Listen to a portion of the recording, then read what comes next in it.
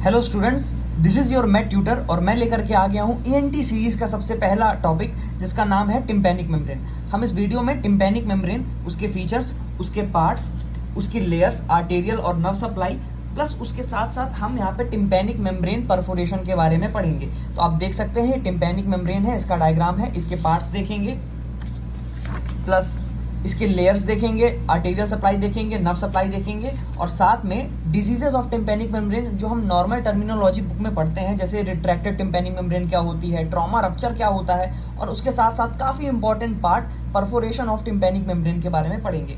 तो basic topic है, काफ़ी ज़्यादा इंपॉर्टेंट है। 2 मार्क्स में या फिर कभी कभी 5 नंबर में भी ये क्वेश्चन देखने के लिए मिल जाता है एग्जाम में, और वाइवा में एक्सटर्नल आपसे जरूर ये क्वेश्चन पूछेगा टिम्पैनिक मेम्ब्रेन के फीचर्स बताओ, पार्ट्स बताओ। चलिए शुरू करते हैं। टिम्पैनिक मेम्ब्रेन हिंदी शब्दों में कहें तो कान का पर्दा। क्या होता है? टिम्पैनिक मेम्ब्रेन एक पार्टीशन होता है जो कि एक्सटर्नल अकाउस्टिक मेटस और मिडिल ईयर को डिवाइड करता है। अब ये हमारी एक्सटर्नल ईयर कैनाल है, यहाँ से शुरू हो रही है, यहाँ से हमारा मिडिल ईयर स्टार्ट हो रहा है। तो एक्सटर्नल ईयर कैनाल के एंड में और मिडिल ईयर के स्टार्टिंग में यहाँ पे टिम्पैनिक मेम्ब्रेन प्रेजेंट होती है। तो एक्सटर्नल ईयर कैनाल की कौन सी पोजीशन में हुई? मिडिल एंड में। वही लिखा हुआ है, it is the partition between external acoustic meatus and middle ear, that is it lies at medial end of external acoustic Maytas.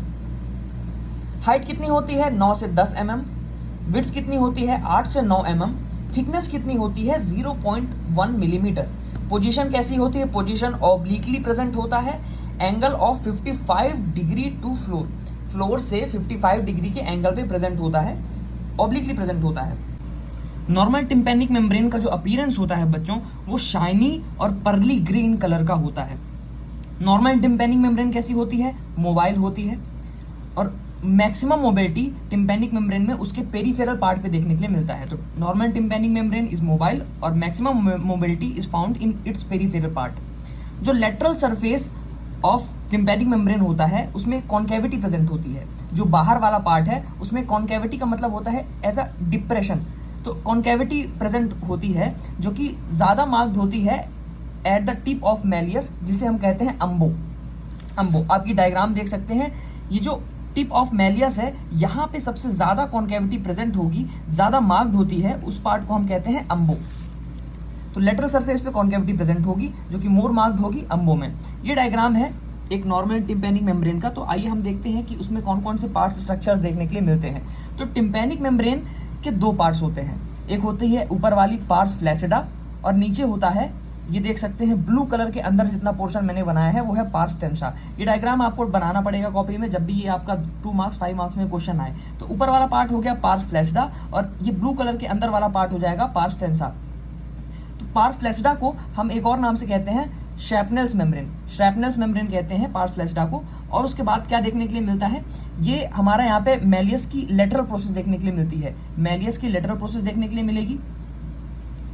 फिर ये हमारा पार्स टेंसा में क्या क्या देखने के लिए मिलेगा? अब पार्स टेंसा में एक सबसे ज़्यादा इंपॉर्टेंट स्ट्रक्चर देखने के लिए मिलता है कि पार्स टेंसा जो होती है वो पेरीफेरी में थिकेंड हो जाती है और फाइब्रोकार्टिलेजिनस रिंग बना लेती है। ये जो पेरीफेरल पार्ट है पार्स टेंसा का, वो थिकेंड हो जाएगा और फाइब्रोकार्टिलेजिनस रिंग बना लेगा, जिसको हम कहते हैं एनुलस टिम्पैनिकस।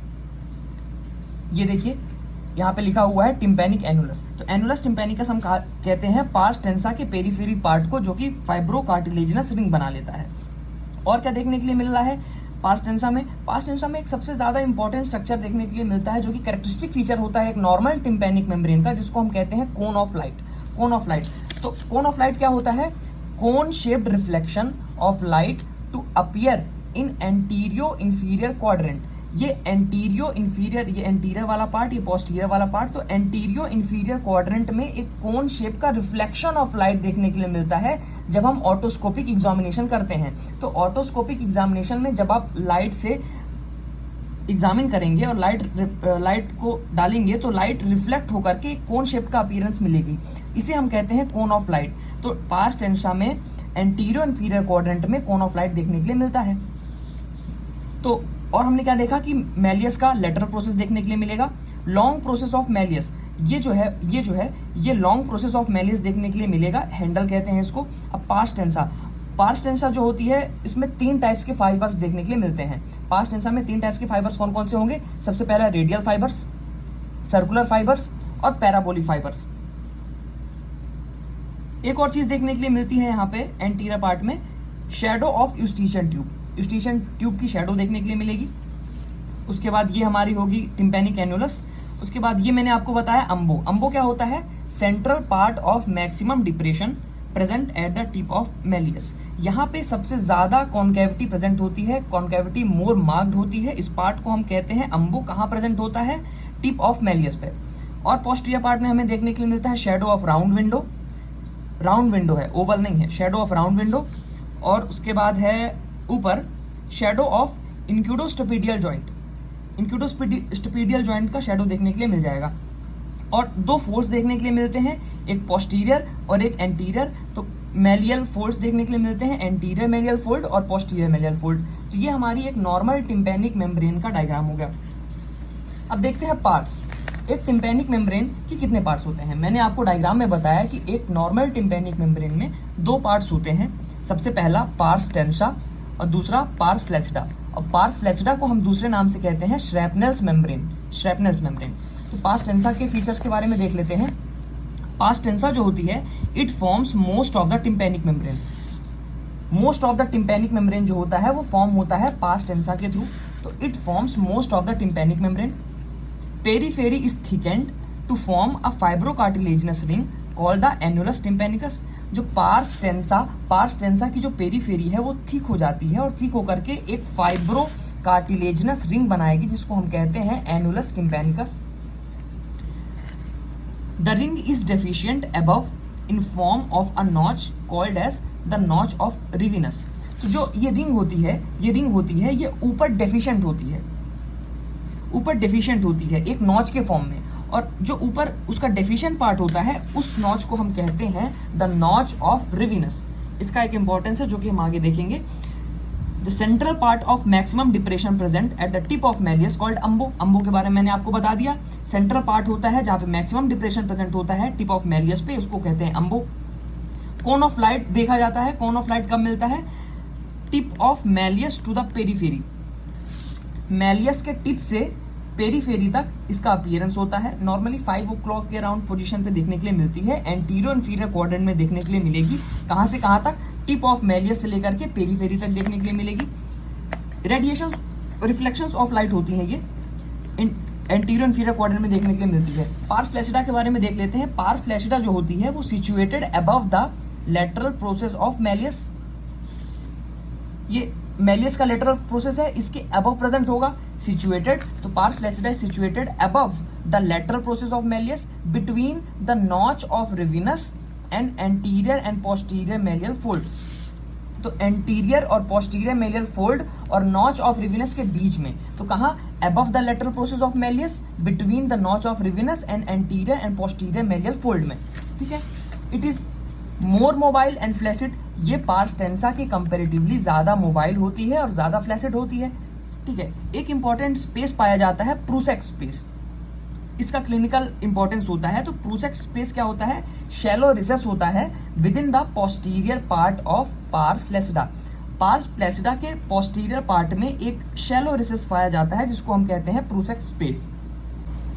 अब हम देखेंगे लेयर्स ऑफ टिम्पैनिक मेम्ब्रेन। एक टिम्पैनिक मेम्ब्रेन की कितनी लेयर्स होती हैं? तो टिम्पैनिक मेम्ब्रेन में 3 लेयर्स पाई जाती है, एक बाहर वाली, एक मिडिल और एक इनर। तो बाहर सबसे बाहर जो लेयर होती है टिम्पैनिक मेम्ब्रेन की वो होती है एपिथेलियल लेयर। एपिथेलियल लेयर होती है। और इनर सबसे अंदर वाली जो लेयर होती है वो होती है म्यूकोजल लेयर। बाहर वाली एपिथेलियल लेयर, सबसे अंदर वाली म्यूकोजल लेयर। अब जो म्यूकोजल लेयर होती है टिम्पैनिक मेम्ब्रेन की वो कंटिन्यूअस हो जाती है with mucosa of middle ear. तो मिडिल ईयर की म्यूकोसा के साथ ये कंटिन्यूअस चली जाती है। ये इनर लेयर होती है। इनर लेयर कौन सी? म्यूकोजल। आउटर कौन सी? एपिथेलियल। मिडिल कौन सी है? मिडिल होती है फाइब्रस लेयर। मैंने आपको बताया था डायग्राम में कि पार्स टेंसा की 3 टाइप्स के फाइबर्स होते हैं। कौन कौन से fibres? Radial fibres, circular fibres और पैराबोलिक फाइबर्स। पर सर पार्स फ्लैसिडा में, तो पार्स फ्लैसिडा की जो फाइबरस लेयर्स होती है वो बहुत थिन होती है और ऑर्गेनाइज नहीं होती है फाइबर्स में, डिफरेंट टाइप ऑफ फाइबर्स में। तो वही नोट पॉइंट में लिखा है कि fibrous layer in the pars flaccida is thin and not organised into various fibres as in pars tensa. और जो फाइब्रस लेयर होती है वो इनक्लोज करती है हैंडल ऑफ मैलियस को।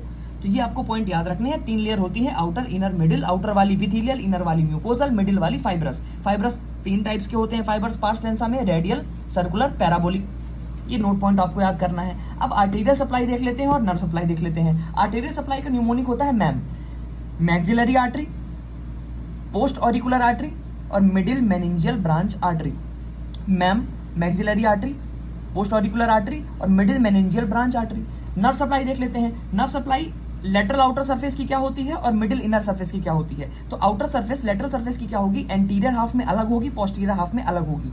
तो anterior half of lateral outer surface की नर्व सप्लाई होती है auriculo temporal nerve. Auriculo temporal nerve किसको सप्लाई करेगी, एंटीरियर हाफ ऑफ लेटरल या फिर आउटर सरफेस को। और वैगस नर्व की एक ब्रांच होती है जिसको हम कहते हैं आर्नोल्ड्स नर्व। तो आर्नोल्ड्स नर्व या फिर वैगस नर्व किसको करेगी, posterior half of lateral outer surface को। उसके बाद मीडियल इनर सरफेस में देख लेते हैं। तो मीडियल इनर सरफेस में कौन करते हैं supply, tympanic branch of glossopharyngeal nerve, जिसे हम क्या कहते हैं, जैकोब्सन्स नर्व। तो लेटरल आउटर सरफेस में एंटीरियर हाफ में किया auriculo temporal nerve, posterior half में किसने किया, वैगस नर्व की आर्नोल्ड ब्रांच आर्नोल्ड नर्व में, और मीडियल इनर सरफेस में किसने किया, tympanic branch of glossopharyngeal nerve, जिसको हम कहते हैं जैकोब्सन्स नर्व। अब हम देखेंगे डिजीजेस ऑफ टिम्पैनिक मेम्ब्रेन के बारे में कि नॉर्मली कौन कौन से टर्म्स हमको देखने के लिए मिलते हैं। तो कुछ डिजीजेस हैं जो कि आपको पूरे एनटी में कहीं ना कहीं हमेशा सुनने के लिए मिलेंगे, स्पेशली जब आप ईयर की कोई भी डिजीज पढ़ेंगे। तो आइए हम देखते हैं। सबसे पहला है retracted tympanic membrane. Retracted tympanic membrane को अगर मैं हिंदी में बोलूं तो एक तरह से टिम्पैनिक मेम्ब्रेन का सिकुड़ जाना। इसका कॉज क्या होता है, negative middle ear pressure generate होता है। क्यों, जब आपका यूस्टिशियन ट्यूब ब्लॉक हो जाती है। तो result of negative middle ear pressure which occurs due to blockage of eustachian tube. आपकी यूस्टिशियन ट्यूब अगर ब्लॉक हो गई, उसकी वजह से negative middle ear pressure generate होगा, जिसकी वजह से जो टिम्पैनिक मेम्ब्रेन है वो रिट्रैक्ट हो जाएगी। तो इसका फीचर क्या होते हैं, तो अपीयरेंस कैसा होगा रिट्रैक्टेड टिम्पैनिक मेम्ब्रेन का, डल और लस्टरलेस दिखेगी। कोन ऑफ लाइट जो होगी वो या तो कंप्लीटली एब्सेंट होगी या फिर इंटरप्टेड होगी। तो appearance dull, lustreless, cone of light absent या फिर इंटरप्टेड। हैंडल ऑफ मैलियस कैसा होगा, वो फोर शॉर्टेंड दिखेगा, हल्का सा छोटा दिखने लगेगा। तो handle of malleus appears four shortened. Lateral process of malleus जो है वो मोर प्रोमिनेंट हो जाएगा। Lateral process of malleus more prominent हो जाएगा।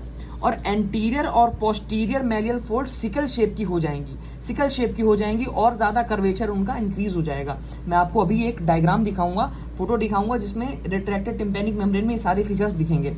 तो डल और लस्टरलेस अपीयरेंस है, कोन ऑफ लाइट एब्सेंट या फिर इंटरप्टेड है। Handle of malleus four shortened हो जाएगी। Lateral process of malleus more prominent हो जाएगा और एंटीरियर और पोस्टीरियर मैलियल फोल्ड सिकल शेप की हो जाएगी। कॉज क्या होता है, निगेटिव मिडिल ईयर प्रेशर बन जाता है। क्यों, क्योंकि blockage of year tube, extrusion tube की वजह से।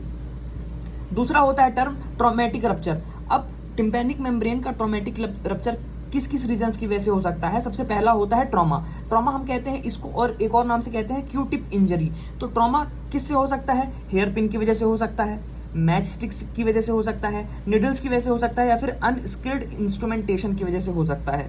एयर प्रेशर की वजह से हो सकता है, कोई sudden change in air pressure हो गया स्लैब की वजह से, किस ऑन ईयर की वजह से, या फिर कोई सडन ब्लास्ट हो गया, उसकी वजह से एयर प्रेशर जनरेट हुआ, जिसकी वजह से हमारा ट्रॉमेटिक रप्चर हो गया। फ्लूइड प्रेशर की वजह से हो सकता है, example diving, water sports, forceful syringing. और एक लास्ट रीजन होता है फ्रैक्चर ऑफ टेम्पोरल बोन की फ्रैक्चर की वजह से हमारा ट्रॉमेटिक रप्चर देखने के लिए मिल सकता है।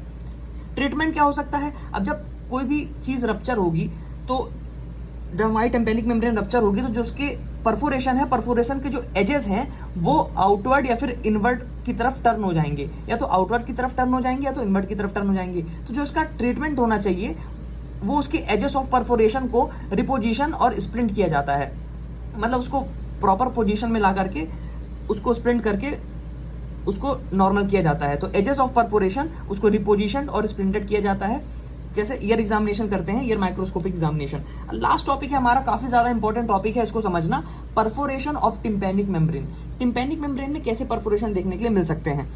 तो टिम्पैनिक मेम्ब्रेन के जो परफोरेशन है वो हमारे दो पार्ट में देखने के लिए मिल सकते हैं, एक तो पार्स टेंसा और एक पार्स फ्लैसिडा। तो पार्स टेंसा में हमें दो टाइप्स के परफोरेशन देखने के लिए मिलते हैं। एक होता है सेंट्रल परफोरेशन, एक होता है मार्जिनल परफोरेशन। सेंट्रल परफोरेशन और मार्जिनल परफोरेशन किसमें देखने के लिए मिलता है? पार्स टेंसा में। और पार्स फ्लैसिडा में एटिक परफोरेशन देखने के लिए मिलता है। तो अगर पार्स फ्लैसिडा में कहीं पे भी परफोरेशन हो रहा है, मोस्ट कॉमनली कब देखने के लिए मिलता है? ये एटिको एंट्रल टाइप ऑफ CSOM में देखने के लिए मिलता है। ये टॉपिक आप आगे पढ़ोगे तो पार्स फ्लैसिडा में जो परफोरेशन होता है उसे हम कहते हैं एटिक परफोरेशन।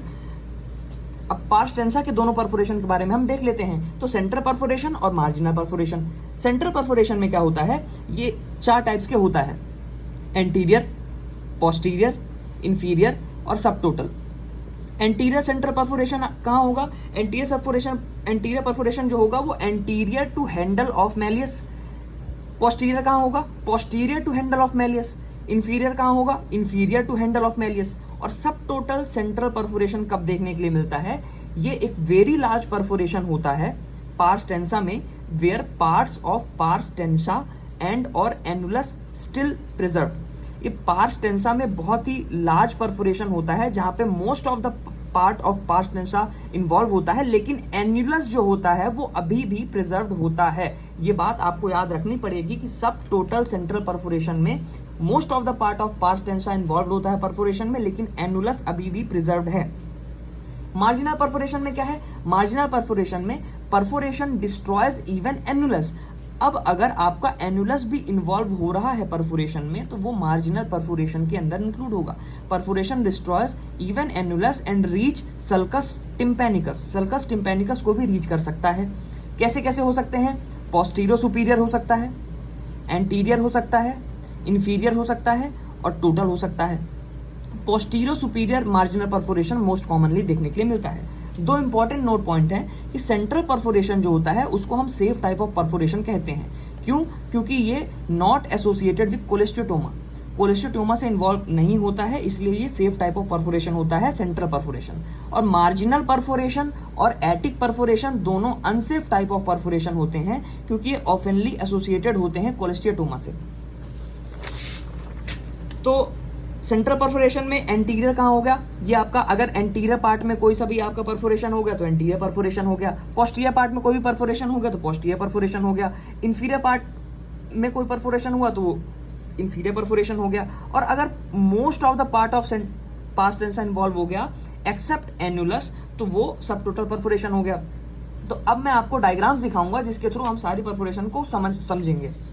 तो चलिए एक बार हम देख लेते हैं कि नॉर्मल टिम्पैनिक मेम्ब्रेन और रिट्रैक्टेड टिम्पैनिक मेम्ब्रेन कैसे दिखती है। तो आप देख सकते हैं ये एक नॉर्मल टिम्पैनिक मेम्ब्रेन है। कलर कैसा है इसका? शाइनी और पर्ली ग्रे कलर की है। ये हमारा लेटरल प्रोसेस ऑफ मैलियस हो गया, ये लॉन्ग प्रोसेस ऑफ मैलियस हो गया और ये कोन ऑफ लाइट हो गया 5 o'clock पोजीशन में। और जब हम ओटोस्कोपी एग्जामिनेशन करेंगे तो शेडोज वगैरह दिख जाएंगी। ये हमारी नॉर्मल टिम्पैनिक मेम्ब्रेन हो गई। यहाँ ये रिट्रैक्टेड टिम्पैनिक मेम्ब्रेन आप देख सकते हैं कि काफ़ी ज़्यादा ऐसे कॉन्ट्रैक्ट सी हो गई है।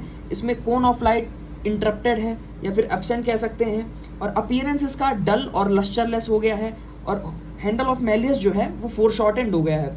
लेटरल प्रोसेस ऑफ मैलियस आप इसमें देखेंगे इसके कंपेरेटिवली ज़्यादा प्रोमिनेंट नजर आएगी। और एंटीरियर और पोस्टीरियर मैलियल फोल्ड जो है वो सिकल शेप के हो गए हैं।